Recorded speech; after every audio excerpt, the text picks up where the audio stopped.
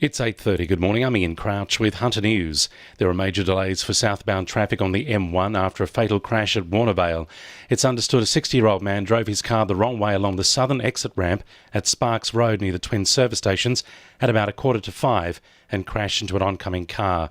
2 people were taken to Wyong Hospital, including a man in his mid-20s who has serious abdominal injuries. Police have set up a crime scene as investigations continue. Melissa Hunter from the Transport Management Centre says diversions are in place. At this stage, southbound traffic's queued around 7 kilometres. We do have diversions in place, so traffic's being diverted into Sparks Road, the Pacific Highway and then Wyong Road. However, as you can imagine, traffic is very heavy on these diversion routes as well.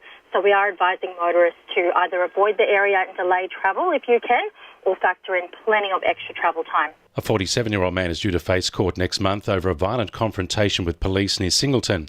Officers stopped a truck on the New England Highway at Rix's Creek yesterday morning to inspect several large gas bottles as part of a compliance operation.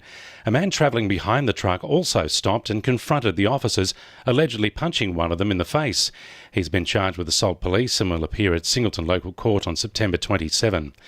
The Port of Newcastle is determined to build a container terminal at the site, despite a state government deal preventing its construction.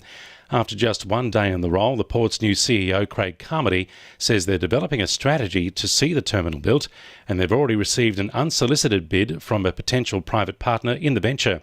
Modelling from Deloitte shows the terminal would give a competitive advantage to Australian business and boost the Hunter's economy.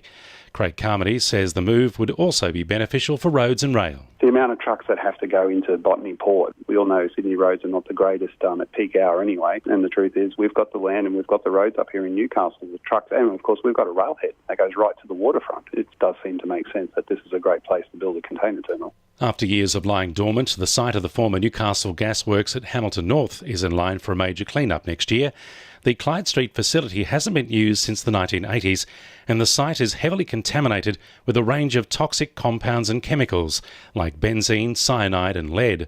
$11.5 million is being earmarked for the clean-up, which would include concrete capping of the site to allow for development. A community information session will be held at Hamilton North Bowling Club on August 14. The future of the Hunter's economy has been discussed in a roundtable meeting about local businesses' access to free trade. Government and industry representatives believe the development of foreign trade for Hunter business depends on the success of transport and infrastructure projects. Professor Will Rifkin, who addressed the meeting, says the professionals have come up with several recommendations. A lot of goods in this region, manufactured goods, go through Sydney rather than through the Port of Newcastle. Or there's the airport. Wouldn't it be great if they had more direct flights to Singapore or Hong Kong or Shanghai? So one could get manufactured goods in more quickly or get things delivered more quickly. So there are a whole range of recommendations that are coming to the surface. 2NURFM Sport.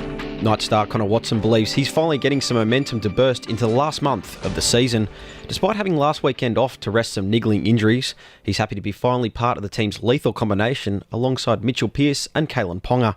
Watson says it's been a tough slog so far this season, but he's ready to put some form onto the paddock. I was a bit interrupted at the start of the year with my shoulder, and then coming back and Pearcey not being there, and sort of getting used to playing with Jack and Lammy again. And I think I've been pretty consistent the last 2 months. I've been really happy with the way I've been playing. Meanwhile, coach Nathan Brown says they're not in discussion with Broncos winger Corey Oates, despite being linked to the player. Locally, Wests have locked up head coach Matt Lantry for a third campaign, with the former Knights reserve grade coach agreeing to another season. He says the deal gives the club security heading into the back end of the season, with the Rosellas in a fight with Curry and Cessnock for a final spot. And Charlestown City have been knocked out of the FFA Cup in a 2-1 loss to Heidelberg United overnight, while Edgeworth have gone down 3-1 to the Wanderers in a friendly at Lisarow. That's sport. I'm Josh Sim. And the winning numbers in Wednesday Lotto are 25, 19, 17, 35, 40 and 38, and the supplementaries are 41 and 8. 2NURFM News Time, 26 to 9.